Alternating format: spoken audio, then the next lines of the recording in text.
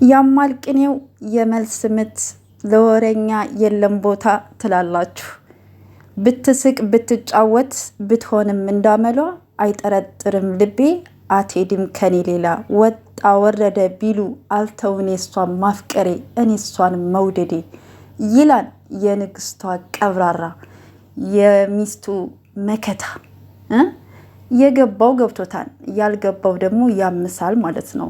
ሶ እንግዲህ ለወረኛው እንግዲህ አሁን ገብቷችኋል ይመስለኛልና ጨሪቃዎችዬ፣ ንግስቷም ካንተ ውጭ ወደ ውጭ ብላለች።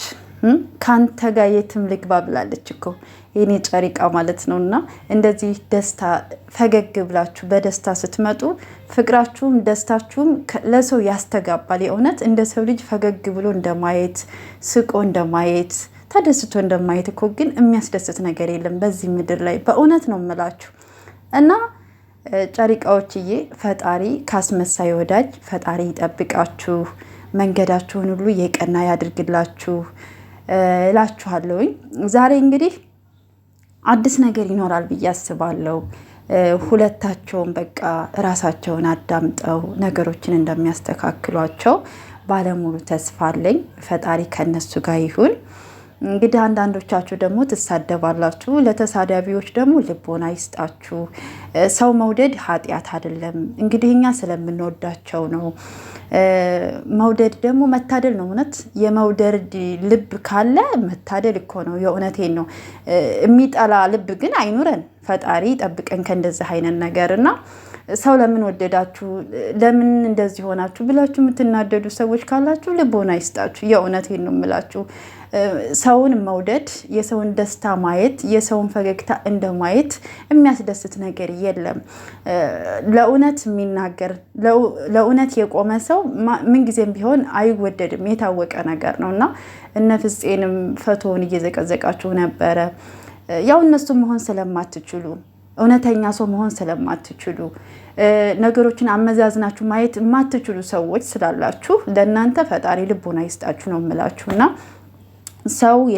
ሰው ማለት በቃ ነገሮችን በቃ ማየትና መገንዘብ የሚችል ሰው ነው ማለት እንጂ ሌላ ነገር ረብሻ የሚፈጥር የሰው መለያየት የሚያስደስተው ሌላ እንትን የሚል ሰው አይደለም። እና እባካችሁ በተቻለን አቅም የሰው ልጅ ደስታ እንመኝ። ሰው ሲደሰት ደስ ይበለን፣ ሲሳካለት ደስ ይበለን። ከኛ ምንም ነገር አይቀንስብንም። የእውነቴን ነው። ሁላችንም የተጻፈልንን ስለምንኖር ማለት ነው። የተጻፈልንን ነው የምንኖረው። የምንወደውም የምናፈቅረውም ወይም የምናገባው ሰው ራሱ ፈጣሪ የተሰጠንን ነው እንጂ እኛ የፈለግነውን አይደለም። ሰው እኮ ብዙ ፈልጎ እኮ ያጣል አይደለ? የፈለገውን እንኳ አግኝቶ እንኳ ፈጣሪ ካልፈቀደለት እኮ አይሆንም አይደለ? ሁልጊዜም የተጻፈልንን እንደምንኖር ማወቅ አለባችሁ። እና በሰው ህይወት ውስጥ ገብታችሁ የሰውን ህይወት የምትበጠብጡ ሰዎች እባካችሁ ከህይወታቸው ውጡላቸው። ወሬ እዚህና እዚህ አታመላልሱ። የራሳችሁን ህይወት ኑሩ። እነሱም ብለዋል። ሀይሚና ብሩኬ ውስጥ ህይወት ውስጥ ገብታችሁ ምንም ማለት ብትናገሩም ባትናገሩም ምንም የምትቀንሱባቸው የምትጨምሩባቸው ነገር የለም። ግን ትዝብት ነው ትርፉ። እና ውድ ቤተሰቦቻችን እንግዲህ ዛሬ አዲስ ነገር ይኖራል ብዬ ተስፋ አደርጋለሁ። ከፈጣሪ ጋር ነገሮችም ተስተካክለው ይመጣሉ ብዬ አስባለሁ። በጸሎታችሁ በዱዓችሁ አስቧቸው። ሰው ሆኖ የማይጣላ የለም፣ ሰው ሆኖ የማይነጋገር የለም። ግን ደግሞ ይታረቃል። መጣላት እንዳለ መታረቅ አለ እና መከፋት እንዳለ ደግሞ መሳቅ አለ። ሰርግ እንዳለ ለቅሷል እንደሚባለው ማለት ነው። ስለዚህ ይሄ ህይወት ነው። ስለዚህ ሰው ልጅ ደግሞ የሆነ እንቅፋት ሲመታው የበለጠ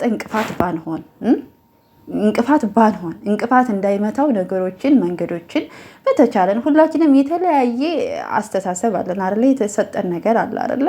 እኔ ጋር የሌለው እናንተ ጋር አለ፣ እናንተ ጋር ያለው እኔ ጋር የለም። እንደዚህ የሰው ልጅ በመተሳሰብ ነው የሚኖረው የሚባለው ለዛ ነው። እና ውድ ቤተሰቦች ፋፈሽ በሉ፣ እንዳትጨነቁ።